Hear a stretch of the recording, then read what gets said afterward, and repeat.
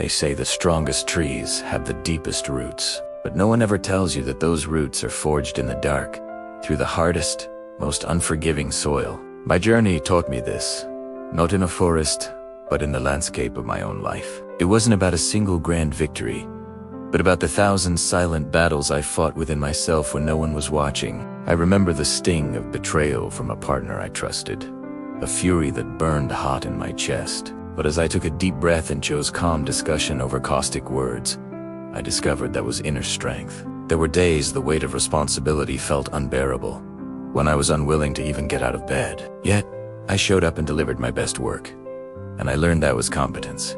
I would sit in my car after a difficult meeting, my heart heavy with sadness, but walk back into the office with a reassuring smile from my team. That, I realized, was strength. Every setback felt like hitting a brick wall, but refusing to turn back was perseverance. The path forward was often shrouded in fog, filled with uncertainty. Every step I took, despite the fear gnawing my stomach, was an act of courage. My body would ache with exhaustion, my mind begging for rest, but the refusal to stop my efforts was willpower. I could have held on to the bitterness of being wronged, but choosing to keep my heart open to others was tolerance. It would have been so easy to complain, to list all the injustices. But when I chose instead to truly listen to another's perspective, I found empathy. The project failed once, spectacularly, but in the ashes of that failure, the refusal to abandon hope was determination.